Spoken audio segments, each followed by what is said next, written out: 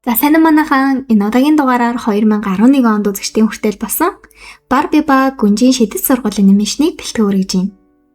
Клэр гэх охин өөрийн ажилладаг жижигхэн кафед өдөржин ажиллаж байгаагаар кино маань эхэлдэг. Ажлаа тараад гэртээ иртэл охин дүүн 144 дахь удаагийн Гүнжийн сургуулийн ёслолын арга хэмжээг үзэж байна. Дүүтэйг ээжийнхээ талаар ярилцах бөгөөд ээж бүрэн идэгтэл би маш сайн ажиллах хэрэгтэй л гэж байна шүү. Ингээд Гүнжийн сургуулийн ёслолын арга хэмжээ эхэлж захирлан үг хэлэх бөгөөд жил болгон нэг охин 100% тэтгэлгээр манай сургууль суралцах хэрэгтэй болдог ба амьдралаа бүрэн өөрчлөх боломжтой л гэдэг.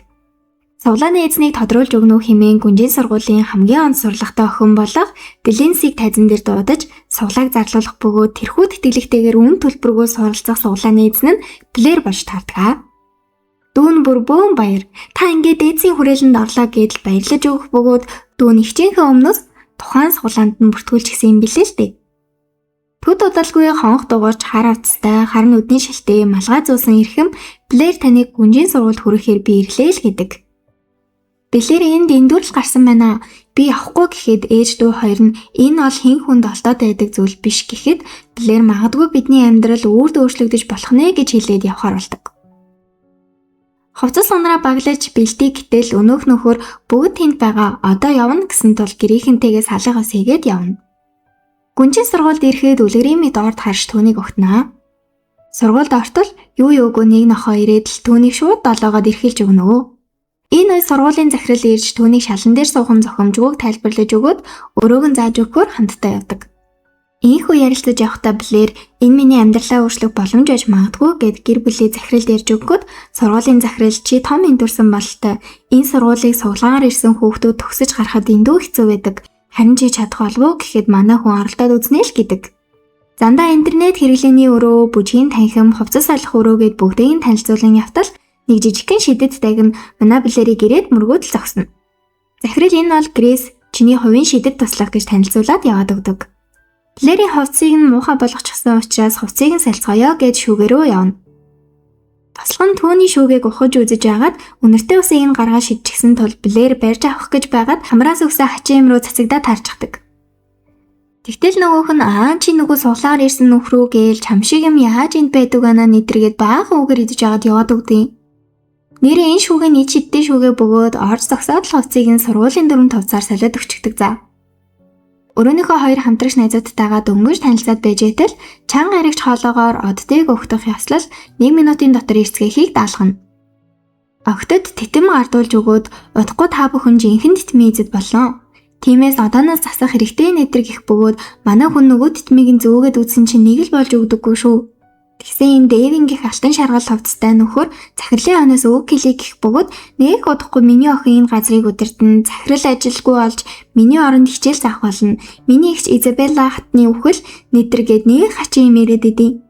Энэ үед манай охид Изабелла хатан болон түүний гэр бүл бүгдээрээ ослоор нас бараагүй гэдгийг мэдхүү гэд ярилцаж байна. Оройн тойргийн бүжиг дээр манай охид өнөөх түүхээ ярьж агаад шидийн титмийн талаар ярихад Клэрийн титэм ямарваа нэгэн хүчинд автсан мэд түүнийг урагшин татах бөгөөд Делинсийг мөргөөд өнөөхөн ч өглөж муухай үгээр доромжилсаар агаад яваад өгдөг. Клэрч Делинси бит хоёр хизээж ихтэй байхгүй мэн да гэж сэтгэлээр унахад найзууд нь маргааш бүр илүү сайн байна гэж тавьшруулна. Маргааш нь толгой дээрээ ном тогтоож түүнийг унгалгүй явах тэнцвэрийн хичээл суух бөгөөд Клэр арай гэж толгой дээрээ тогтоо явж идэл нөгөө бяцхан шулам гарч ирж анхаарлыг сарниулаад эмх замраагүй юм болно. Ээж нь чи юу хийснээ харж яана уу? Чи нөгөө суглаагаар ирсэн охин уу гэд загнаж агаад түүний нүд рүү харчаад нэг сонин гайхаад өөрийн мэдлгүй балмагдаад байсан тул охин нь түүнийг ээж та зөвгөрөө гэснээр учир зүггүй бэлэрлүү дайрч муухай үгсгэлж танхимаас хөгөөд гаргачихдаг. Маргааш нь өглөөний цагаа уух гэж байхад нь өнөөх шуламжинд туслахаа дагуулад ширээний бүтээлгийг Клэрийн өвгтэй холбоод хайчих бөгөөд манай хүн ч анзааралгүй босож яваад дахиад л эмх замраагүй байдал бий болов.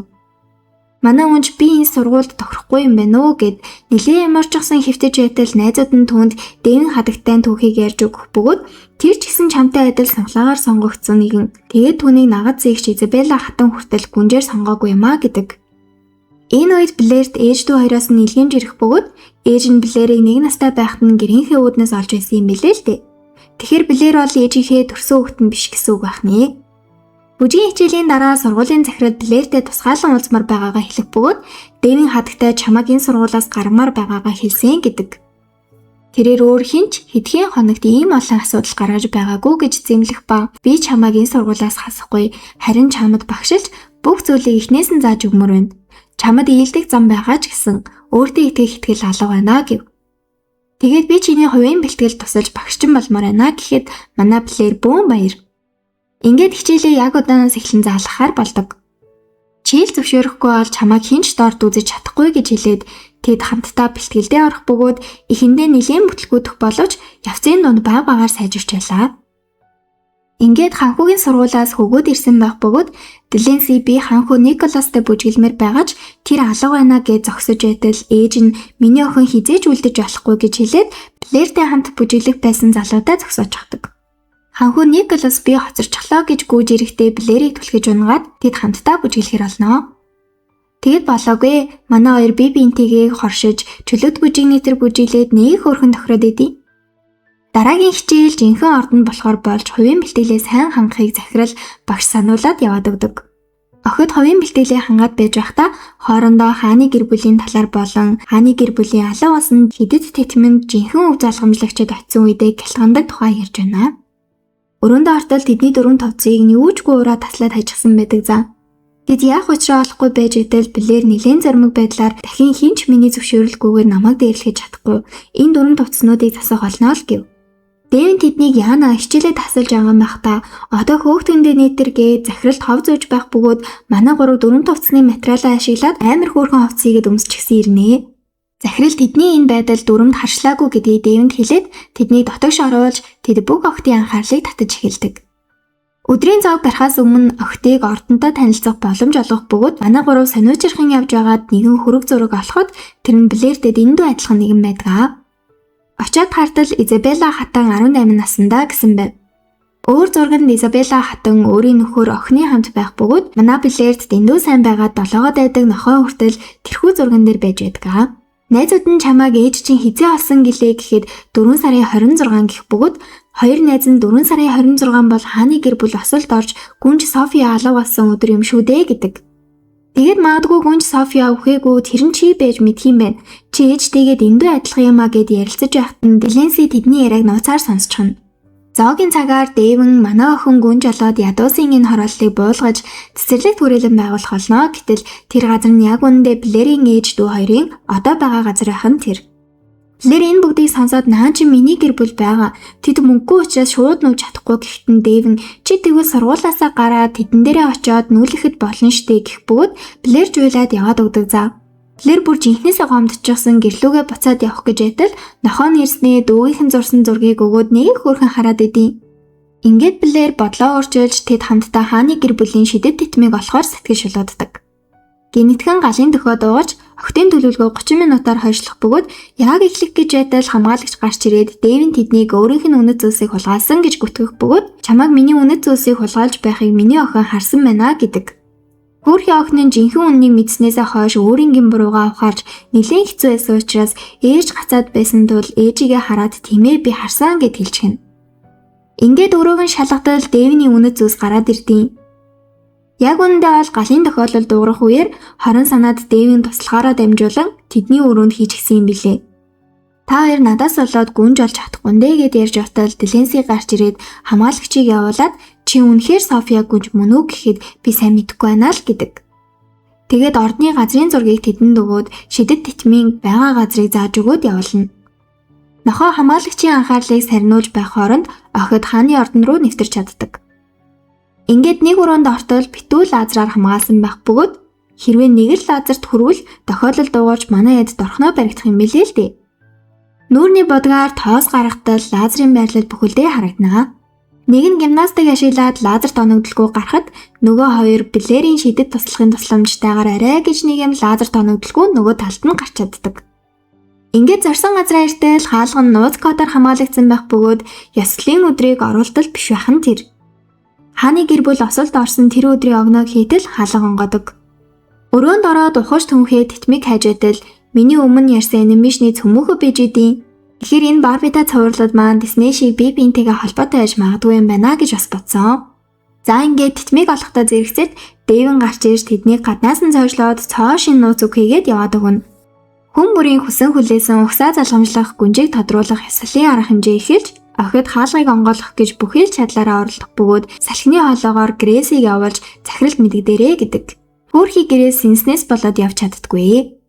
Хаалгатай ноцолдож арай гэж нэг юм код хийх боломжтой болгоод уцаараа дамжуулан код хийхээр болдог. Энэ үед Деленси титмийг гардуулах цаг болох бөгөөд Деленси бусад охидыг дөрмийн дагуу ол доороо 7 эргэх ёстой нэтрэгээ титмийг авахгүй гэсэндээ нэг хөөрхөн жоохон ч гэсэн цаг хожих санаатай байж байдаг. Хаалганы цоожийг уцтайгаа холбоод хуучин кодыг хийж үзтэл болохгүй байсан бөгөөд хөгжмийн аяа зохиох дуртай найз нь түүнийг кодоо солихтон дуурсан аяыг цээжлээд авчихсан байдаг за. Ингээд хаалгыг нээж хамгаалагчдыг хөөрхөн аргалаад Деленси титмийг гардуулахын өмнө манай гурав ирж таарнаа. Тэгээд би бол титмийн жинхэнэ үг залгамжлаг София гүнж байна гэхэд бүгд гайхаж Дэвин хурдхан титмийг өгөөдөх гэж булаацалдаж байгаад унахчих бөгөөд хамгаалагч аваад явж байтал нохоо гарч ирэн хамгаалагчийг түлхэн унагаснаар титмийг Деленси бариад авчихдаг. Деленси титмийг барьсаар Блэр дээр ирж түүний толгойд титмийг зүүж өгөхөд титэм өөрөө гэрэлтээж эд шидийн зүйлс бий болж хувцас нь өөрчлөгдөж Блэр жинхэнэ гүнж олон хуурдаг. Дэвин охин руугаа аварлаж би чамаа гүнж болгохын тулд Изабелла хатныг хүртэл алсан гэж хэлээд тэр нь орон даяар цэцэгдэж хамгаалагчид түүнийг байх газарт нь хүрэхээр аваад явнаа. Ингээд София гүнж үг хэлж бүгд алга таших бөгөөд захирал түүнд одоо чи өөрийн дээдсийн хатагтааг сонгох хэрэгтэй гэж хэлэх бөгөөд Блэр Деленсиг сонгож чи надад туслаагүй бол би энэ титмийг авч чадахгүй байсан шүү дээ гэж хэлээд титмийг гардуулан өгч бүгд аз жаргалтай байгаагаар кино маань төгсдөг. Энэхүү анимашнаар чамайг зөвшөөрөөгүй цагт хинж чамайг дээрлэж чадахгүй. Мөн хүсэл мөрөөдлийнхөө төлөө ямар ч саад бэрхшээл гарсан бүгдийг үл тоогоод үргэлжлүүлэн хичээсээр байх хэрэгтэй гэдгийг бидэнд ойлгуулсан анимашн байлаа. За ингээд дараагийн дугаараар уулзтлаа. Түр бай бай.